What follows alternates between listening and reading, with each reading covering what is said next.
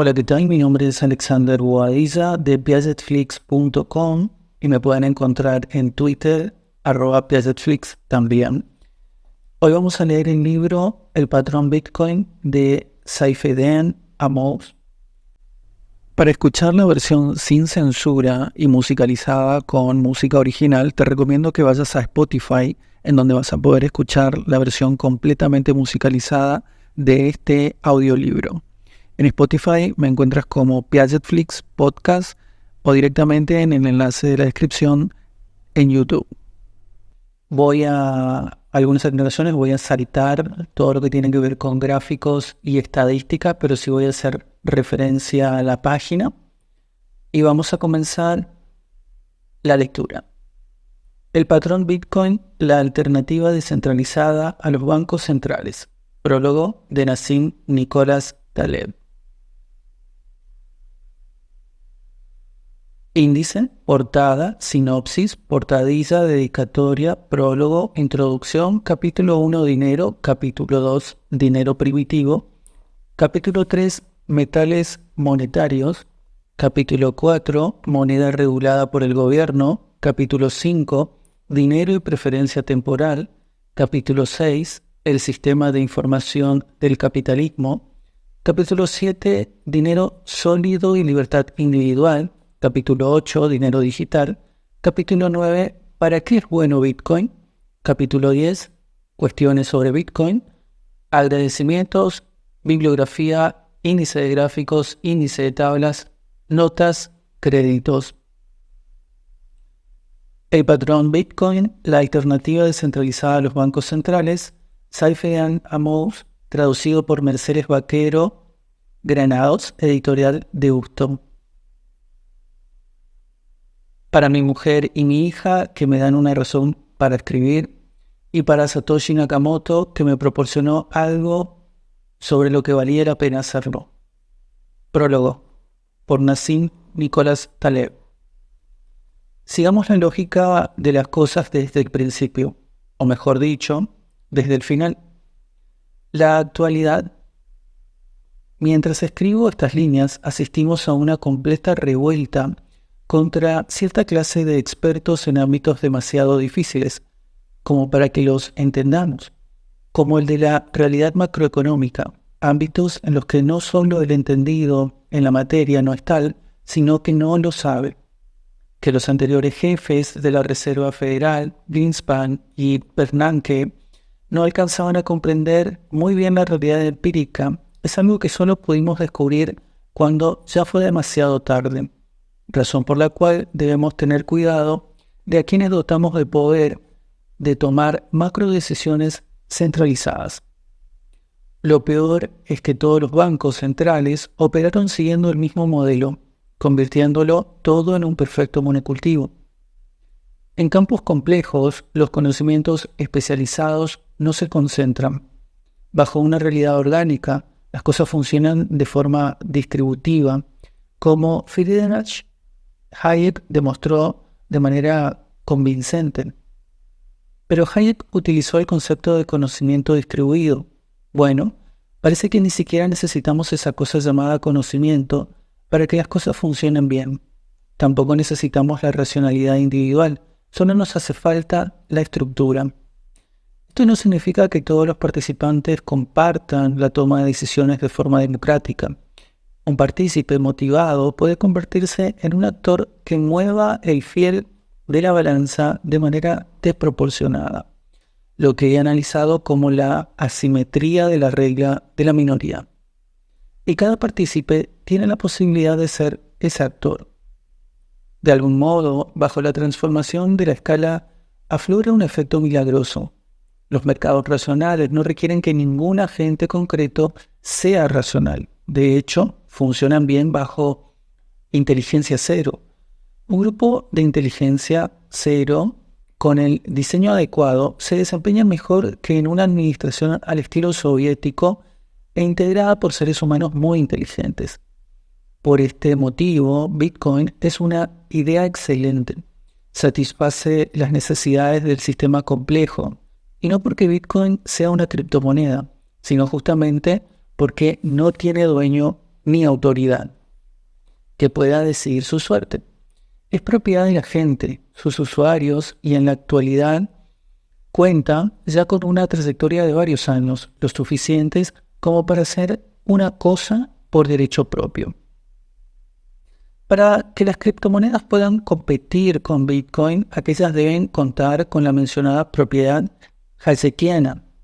Bitcoin es una moneda sin gobierno, sin el respaldo de un Estado o un banco central.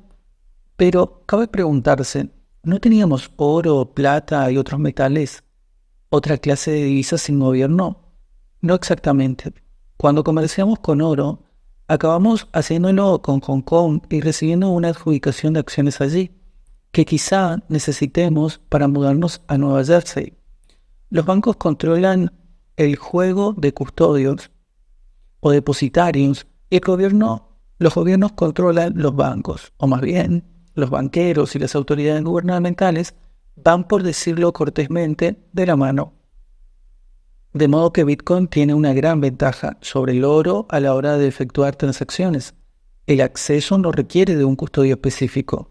Ningún gobierno puede controlar qué código tienes en la cabeza. Por último, Bitcoin pasará sus propios contratiempos. Puede fallar, aunque si se diera el caso, podría reinventarse con facilidad, ya que ahora sabemos cómo funciona.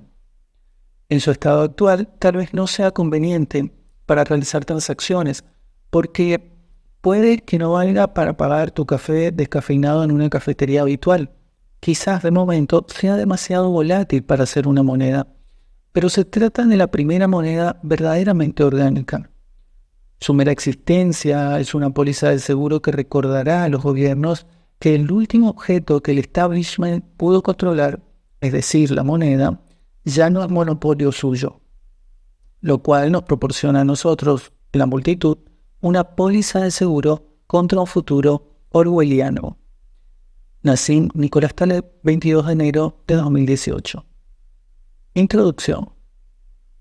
El 1 de noviembre de 2008, un programador informático que usaba el seudónimo Satoshi Nakamoto envió un correo electrónico a una lista de correo de criptografía para anunciar que había estado trabajando en un nuevo sistema de dinero electrónico que utiliza por completo una red peer-to-peer, P2P, sin un tercero de confianza. Copió el resumen del documento donde se explicaba el diseño, así como un vínculo al mismo en Internet. Básicamente, el sistema Bitcoin ofrecía una red de pago con su propia moneda autóctona y utilizaba un sofisticado método para que los miembros pudieran verificar todas las transacciones sin tener que confiar en ningún componente de la red. La moneda se emitió a una frecuencia predeterminada para recompensar a los integrantes que destinaban su potencia de procesamiento a verificar las transacciones, premiando así su trabajo. Lo sorprendente de esta invención fue que, a la inversa que otros intentos previos de establecer una moneda electrónica, esta funcionó. Si bien contaba con un diseño inteligente y cuidado, nada sugería que semejante peculiar experimento fuese a interesar a nadie fuera de los círculos de expertos en criptografía.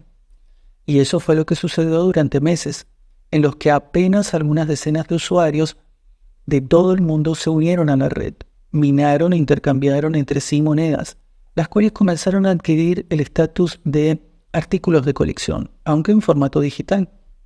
Pero en octubre de 2009, una casa de cambio en Internet vendió 5.050 bitcoins por $5,02, a un precio de $1 por cada 1.006 bitcoins. Y registró así la primera compra de un bitcoin con dinero. El precio se calculó mediante el cómputo del coste de la electricidad que se necesitaba para producir un bitcoin.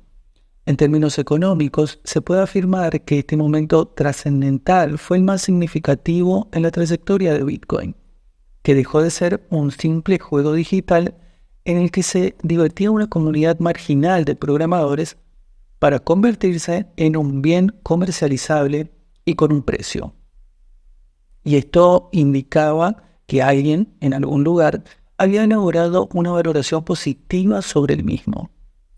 El 22 de mayo de 2010, otra persona pagó con 10.000 bitcoins 2 pizzas que costaban $25, lo cual supuso la primera vez que los bitcoins se utilizaban como medio de intercambio. El código había necesitado 7 meses para pasar de ser un producto de consumo a un instrumento de cambio. Desde entonces, ha crecido el número de usuarios y de transacciones de la red Bitcoin, así como la capacidad de cómputo dedicada a la misma. Al mismo tiempo que el valor unitario de su divisa subió deprisa, excedió los $7.000 en noviembre de 2017. Superó vertiginosamente los $19.000 el mes siguiente y también con rapidez volvió a situarse en torno a los $7.000 en marzo-abril de 2018. Tras 9 años, resulta evidente que esta invención ya no es solo un juego online, sino una tecnología que ha superado las pruebas del mercado y que muchos utilizan con miras al mundo real y cuyo tipo de cambio aparece con regularidad en la televisión, los periódicos y las páginas web al lado de las cotizaciones de otras divisas nacionales. Se puede entender mejor la red Bitcoin como un sistema de software distribuido que permite transferir fondos utilizando una moneda protegida de una inflación imprevista, sin necesidad de terceros de confianza. En otras palabras, Bitcoin automatiza las funciones de un moderno banco central y las convierte en predecibles y prácticamente inmutables mediante la programación de un código descentralizado entre miles de miembros de la red, ninguno de los cuales puede modificarlo sin el consentimiento del resto. Esto convierte a Bitcoin en el primer ejemplo operativo manifiestamente seguro de dinero electrónico y de moneda fuerte electrónica. Si bien Bitcoin es una nueva creación de la era digital, los problemas que tiene por objeto resolver, a saber, proporcionar un tipo de divisa que esté por completo a las órdenes de su dueño y de la que se espera que conserve su valor a largo plazo, son tan antiguos como la humanidad misma. Este libro plantea una concepción de dichos problemas basada en años de estudio de esta tecnología y de los problemas económicos que solventa, y de cómo diversas sociedades han encontrado soluciones a los mismos con anterioridad a lo largo de la historia. Puede que mi conclusión sorprenda a quienes tachan a Bitcoin de estafa o de artimaña de sus promotores y de los especuladores para ganar dinero rápido. De hecho, Bitcoin mejora los sistemas anteriores como reserva de valor y su idoneidad en tanto que moneda sólida de la era digital. Tal vez pille por sorpresa a sus detractores. La historia puede prefigurar lo que está por venir, en particular cuando se analiza con detenimiento. Y el tiempo dirá a los orios qué son los argumentos de este libro.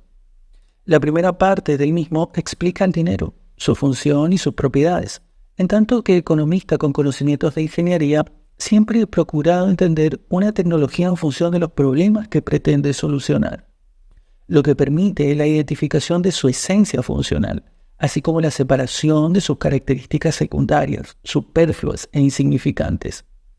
La comprensión de los problemas que intenta solventar el dinero permite elucidar por qué una moneda es sólida o no lo es, y además posibilita aplicar este marco conceptual para entender cómo y por qué bienes diversos, tales como conchas marinas, avalorios, metales, monedas y billetes respaldados por el Estado, el llamado dinero de curso legal, han desempeñado la función de dinero, así como comprender cómo y por qué estos han podido tanto fracasar en su intento como servir a la sociedad para preservar de valor e intercambio.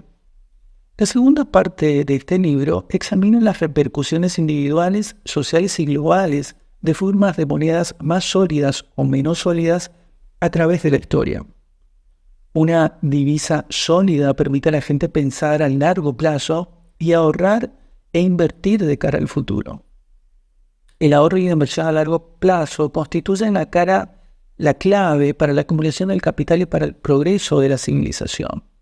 La moneda es el sistema de mediación e información de una economía, y una divisa sólida es lo que permite que el comercio, la inversión y la iniciativa empresarial precedan sobre una base estable.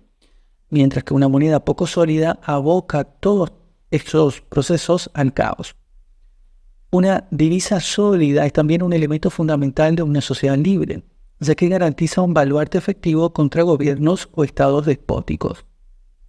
La tercera parte del libro se centra en analizar en tono crítico los usos posibles de Bitcoin como forma de moneda sólida, y lo hace examinando tanto algunos de sus usos que no resulta útil para abordarlo, algunos de los más comunes malentendidos, ideas equívocas que suscita.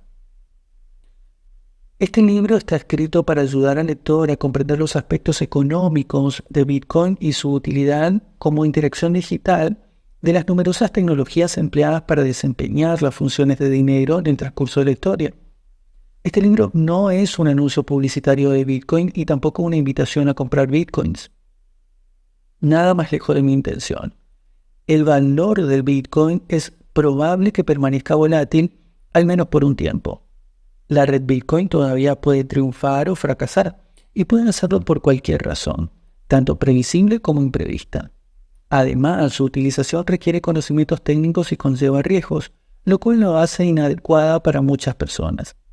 Este libro no ofrece asesoramiento en materia de inversión, si bien tiene por objeto ayudar a dilucidar las propiedades económicas de la red Bitcoin y su funcionamiento, para que el lector disponga de mayor información antes de decidir si quiere utilizarla o no. Solo y con este grado de conocimiento, y solo tras un amplio y arduo estudio sobre los aspectos prácticos y operacionales de usar y poseer Bitcoins, debería considerarse la posibilidad de depositar valor en esta criptomoneda. Aunque el aumento de su valor de mercado pueda hacer que parezca una obviedad de inversión, un examen más detenido de la multitud de hackeos, ataques, timos y fallos de seguridad que han costado a la gente sus Bitcoins constituye un serio aviso para cualquiera que crea que tener Bitcoins proporciona un beneficio garantizado. Si al acabar de leer este libro pensaras que merece la pena tener Bitcoins, tu primera inversión no tendría que constituir en adquirirlos, sino que deberías invertir tiempo en intentar comprender cómo comprarlos, guardarlos y poseerlos de forma segura. El carácter intrínseco de Bitcoin hace que este tipo de conocimiento no pueda delegarse o subcontratarse. No hay opciones diferentes a la de la propia responsabilidad personal respecto al uso de Bitcoin, y afianzar el conocimiento de esta red es la verdadera inversión que hay que hacer para entrar en ella.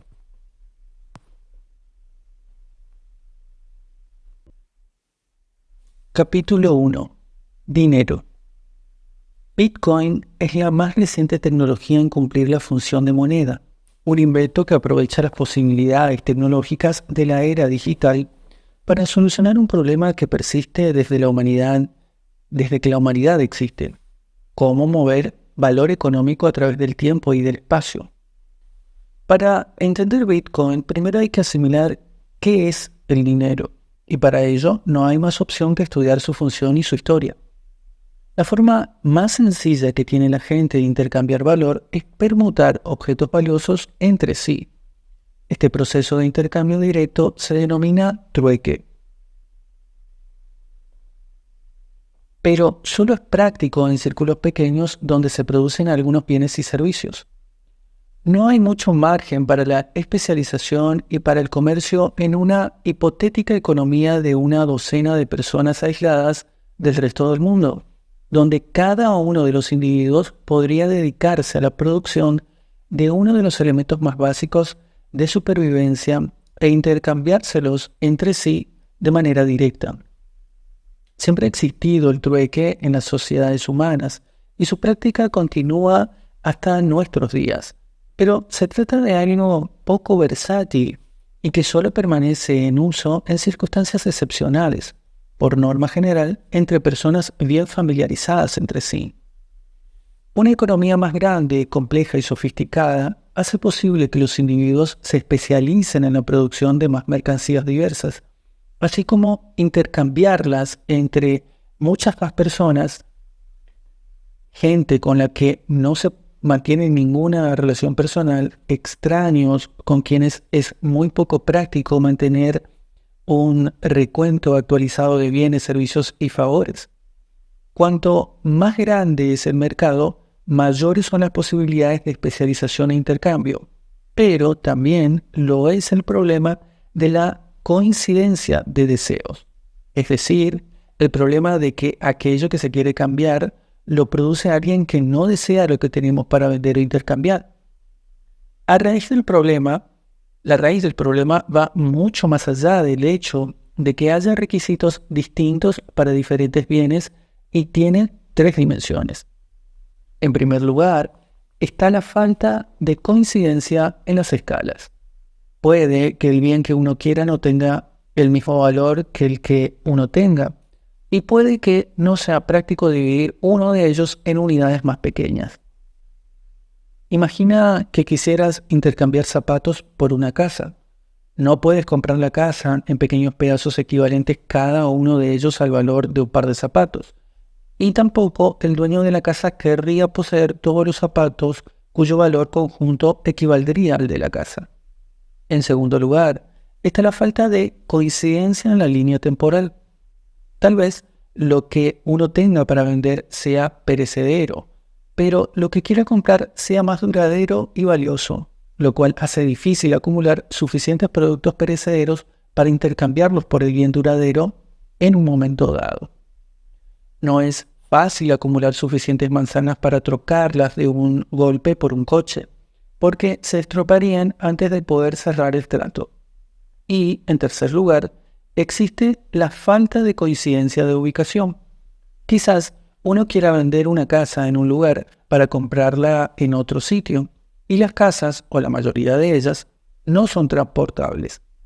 Estos 3 problemas hacen que el intercambio directo sea muy poco práctico, lo que se traduce en que la gente tenga que recurrir a varios niveles de intercambio para satisfacer sus necesidades económicas. La única manera de evitarlo es a través del intercambio directo. Uno intenta encontrar algún producto que otra persona quiera y a alguien que lo intercambiará contigo por algo que tú quieras vender. Este bien intermedio es un instrumento de cambio. Y si bien cualquier producto podría servir como tal, a medida que el alcance y la magnitud de la economía crecen, no resulta muy práctico buscar sin parar bienes diferentes que una contraparte esté buscando, lo cual podría obligar a llevar a varios canjes por cada intercambio que uno quiera realizar. Una solución mucho más eficaz surgirá de manera natural, aunque solo sea porque quienes la utilicen serán mucho más productivos que quienes no lo hagan. Surge un único instrumento de cambio, o a lo sumo, un número más pequeño de medios de intercambio, para que todos canjeen sus bienes por el mismo. Un bien al que se dota de papel de instrumento de cambio ampliamente aceptado se denomina dinero. Ser un instrumento de intercambio es la función por excelencia que define el dinero. En otras palabras, no se trata de un bien adquirido para ser consumido, un bien de consumo, ni para su empleo en la producción de otros bienes, una inversión o un bien de capital, sino sobre todo para ser intercambiado por otros bienes. Aunque una inversión también tiene por objeto generar ingresos que se puedan intercambiar por otros artículos, se diferencia del dinero en 3 aspectos. Primero, uno ofrece un retorno que el dinero no brinda. Segundo, siempre implica un riesgo de fallo, mientras que se supone que el dinero conlleva el menor riesgo. Y tercero, las inversiones siempre disfrutan de un menor grado de liquidez que el dinero y requieren considerables costes de transacción cada vez que se utilizan. Esto nos puede ayudar a comprender por qué siempre habrá demanda de dinero y por qué poseer inversiones nunca podrá sustituir del todo el dinero. La vida humana se vive con incertidumbre como un hecho y no podemos saber con seguridad cuándo necesitaremos cierta cantidad de dinero. Es algo de sentido común y que forma parte de una sabiduría milenaria en casi todas las culturas humanas, que alguien quiera guardar parte de su riqueza en forma de dinero, ya que es la propiedad más líquida posible, lo que permite que el dueño pueda liquidar con rapidez en caso de necesitarlo, y porque, además, implica menor riesgo que cualquier inversión. El precio de la conveniencia de guardar dinero se expresa en que lleva una renuncia al consumo que se podría haber llevado a cabo con él.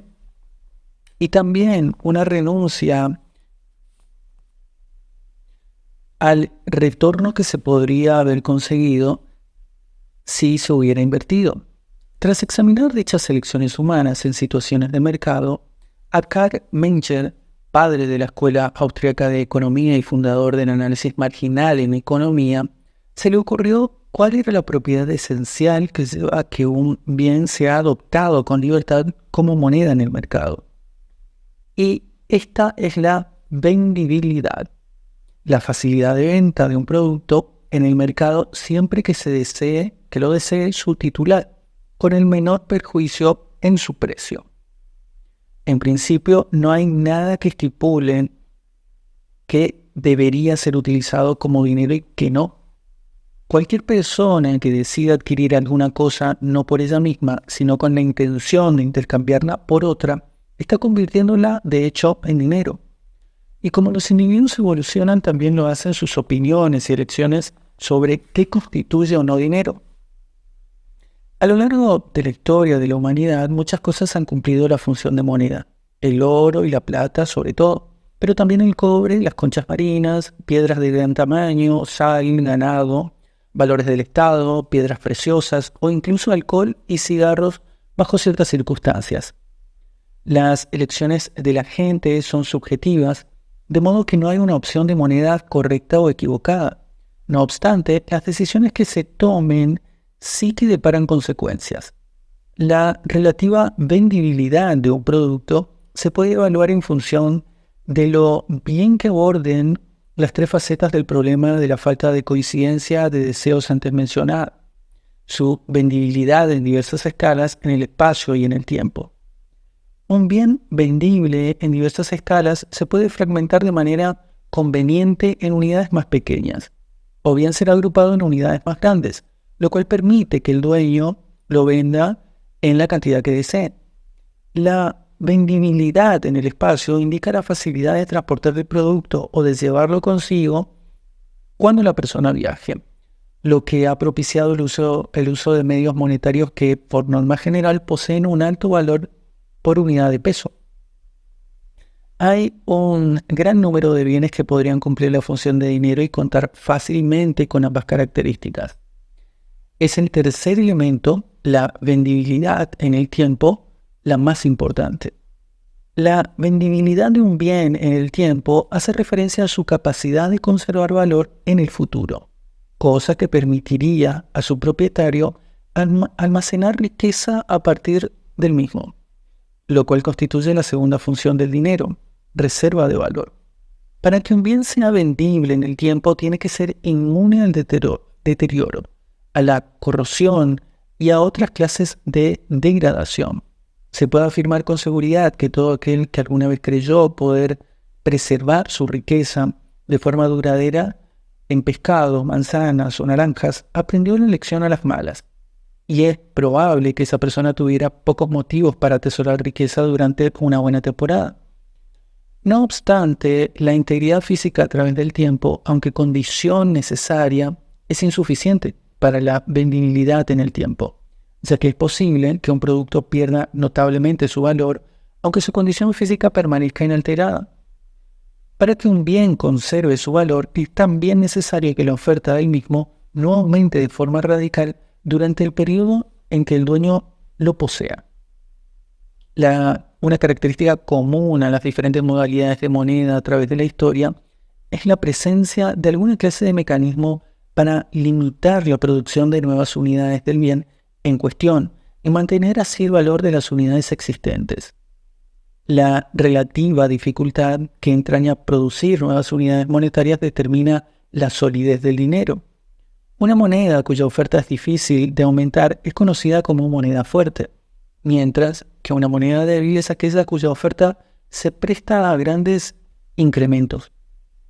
Podemos entender el concepto de fortaleza de una moneda mediante la comprensión de dos indicadores diferenciados relativos a la oferta del bien.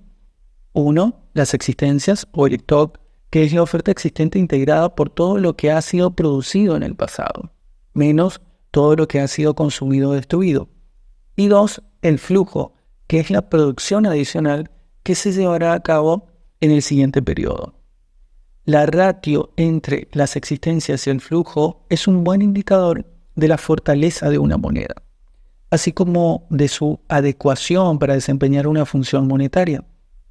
Un bien con una baja ratio existencia-flujo es aquel cuya oferta existente puede aumentar de manera radical si la gente comienza a utilizarlo como reserva de valor.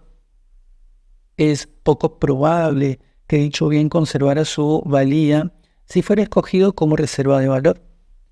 Cuando mayor es el ratio de las existencias con respecto al flujo, mayor es la probabilidad de que un bien mantenga su valor en el tiempo y por lo tanto sea más vendible a la larga.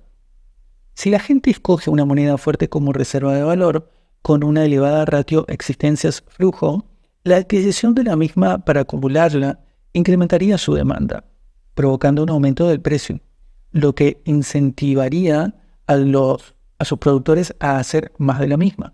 Pero, como el flujo es pequeño comparado a la oferta existente, resulta poco probable que incluso un gran número en la nueva producción provoque una caída significativa de su valor. Por otro lado, si la gente decide atesorar su riqueza en una moneda débil, con una baja ratio existencias-flujo, sería fácil para los productores de este bien, esa moneda, crear grandes cantidades del mismo, lo que provocaría una caída del precio del bien y lo devaluaría, lo cual supondría una expropiación de la riqueza de los ahorradores y reduciría la vendibilidad del bien en el tiempo. Me gusta llamar a esto la trampa del dinero fácil. Cualquier cosa utilizada como reserva de valor verá incrementada su oferta y todo aquello de lo que se puede acrecentar la oferta con facilidad destruirá la riqueza de quienes lo hayan utilizado como reserva de valor. El corolario de esta trampa es que todo lo que sea empleado con éxito como moneda contará con algún mecanismo natural o artificial que tienda a limitar el nuevo flujo del bien en el mercado, manteniendo así su valor en el tiempo. De ello se desprende que para que algo asuma un rol monetario, ese algo debe ser costoso de producir. De lo contrario, la tentación de hacer dinero a bajo coste acabaría con la riqueza de los ahorradores, así como con el aliciente de cualquiera a acumular por esos medios. Siempre que un acontecimiento natural, tecnológico o político sea traducido en un rápido incremento de la oferta de un bien monetario, este ha perdido su estatus de moneda y ha sido reemplazado por otro instrumento de cambio con un ratio existencias-flujo más segura, como se analizará en el próximo capítulo. Conchas marinas de cierto tipo fueron utilizadas como dinero cuando era difícil encontrarlas. Los cigarrillos sueltos se utilizaban como forma de pago en las prisiones porque es muy complicado obtenerlos o elaborarlos. Y respecto a las divisas nacionales, cuanto menor sea el ritmo de aumento de su oferta, mayores serán las posibilidades de que las personas las conserven, manteniendo así su valor en el tiempo.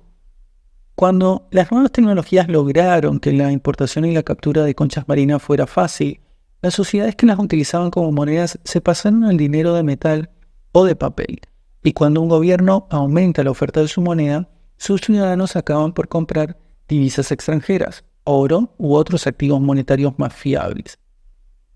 El siglo XX nos ha brindado un lamentable y enorme número de trágicos ejemplos de ello, en particular en países desarrollados. Los medios monetarios que sobrevivieron por más tiempo son aquellos que contaron con mecanismos de confianza para restringir el crecimiento de la oferta. En otras palabras, las monedas fuertes.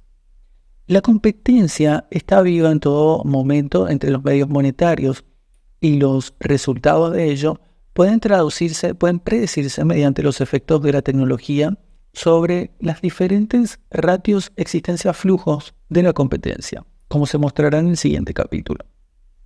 Si bien por lo general la gente tiene libertad para utilizar el bien que le plazca como instrumento de cambio, la realidad es que quienes utilizan una moneda fuerte se beneficiarán más con el tiempo al perder muy poco valor frente a una nimia nueva oferta de su instrumento de cambio. Es probable que quienes elijan una moneda débil pierdan valor cuando su oferta crezca con rapidez y haga así caer su precio de mercado, ya sea mediante el eventual cálculo racional prospectivo como a través de las duras lecciones retrospectivas de la realidad, la mayoría del dinero y de la riqueza se concentrará en quienes escojan las formas de monedas más fuertes y vendibles.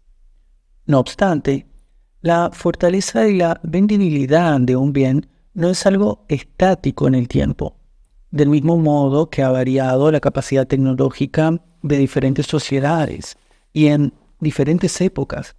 También lo ha hecho una fortaleza de diversas formas de moneda y con ello su vendibilidad.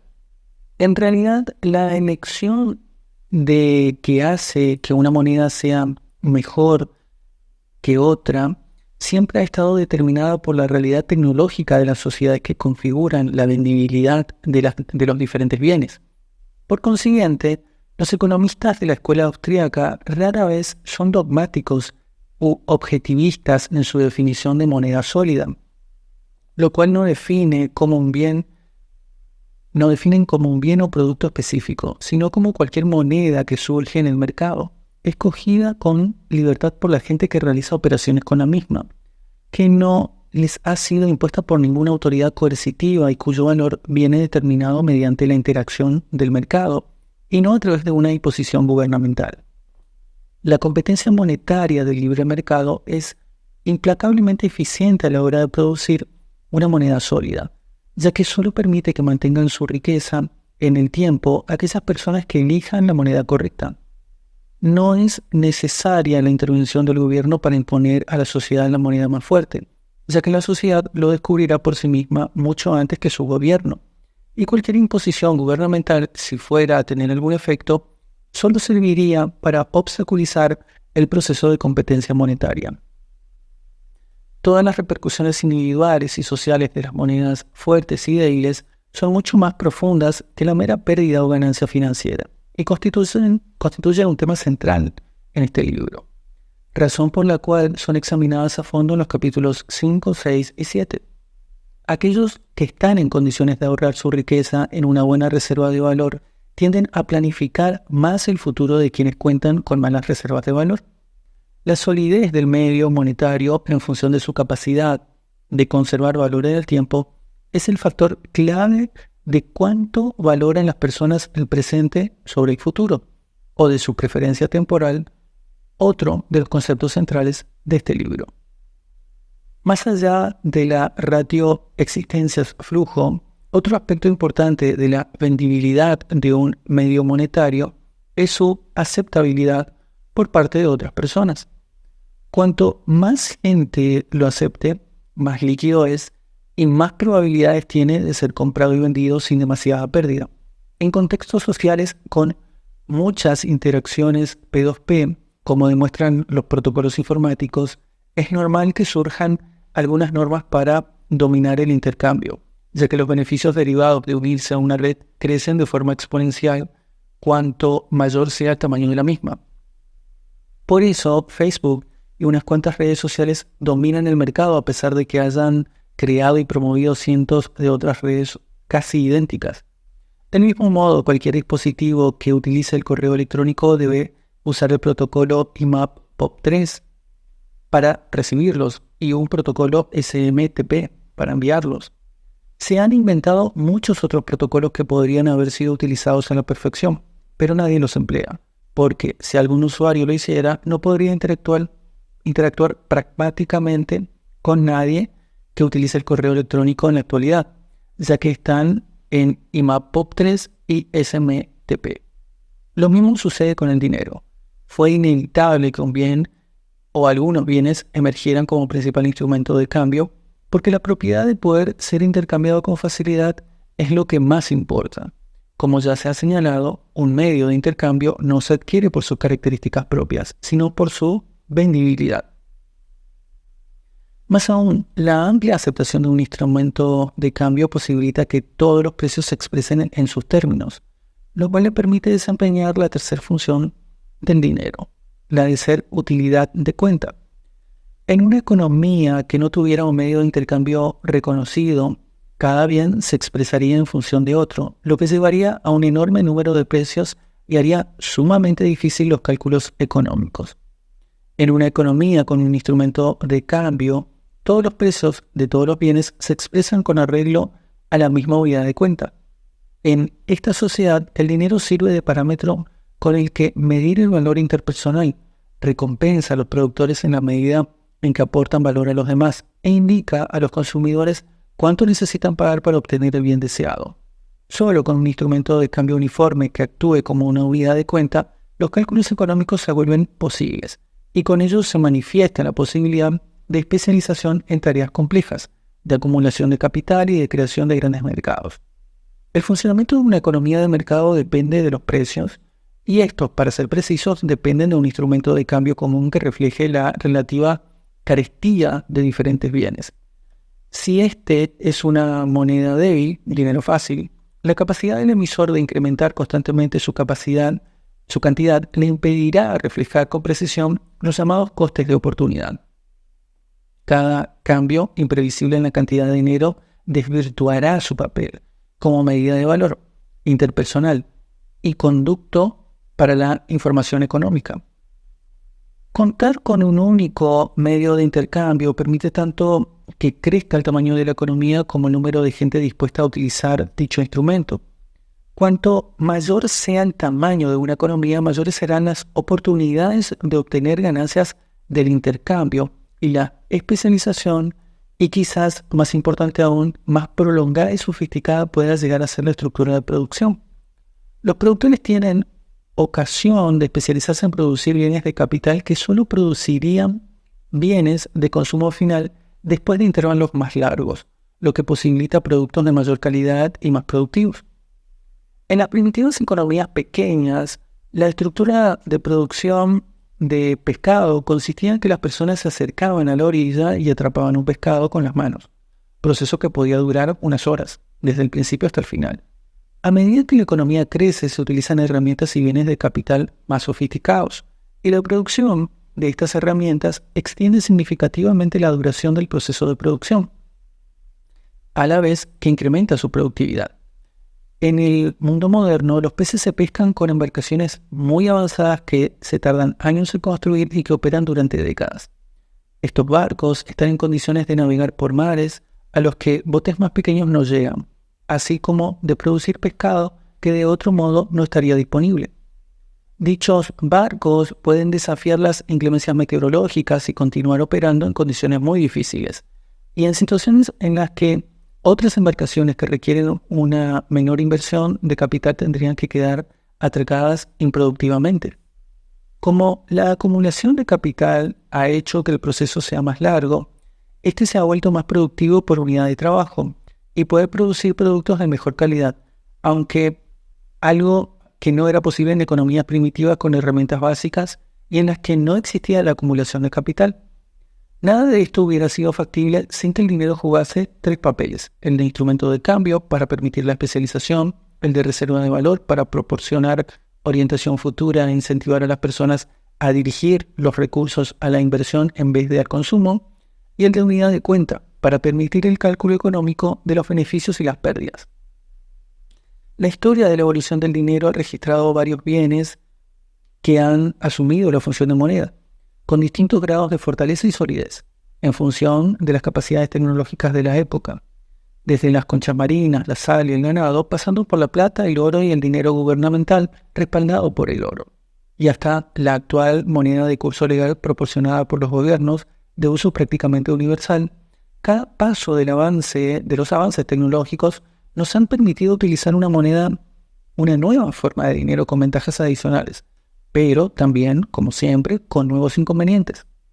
Mediante el examen de la historia de las herramientas y los materiales que han sido empleados para hacer la función de moneda a lo largo de los siglos, somos capaces de discernir qué características hacen que una moneda sea buena y cuáles hacen que no lo sea.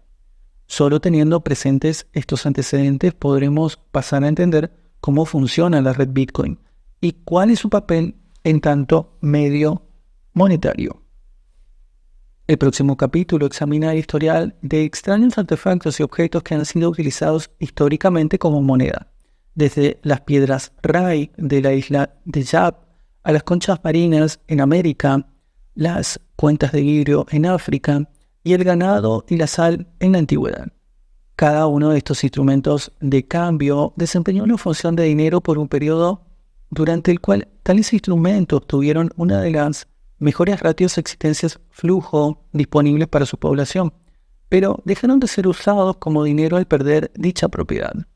Entender cómo y por qué sucedió esto resulta fundamental para comprender la futura evolución del dinero y cualquier papel probable que vaya a desempeñar Bitcoin.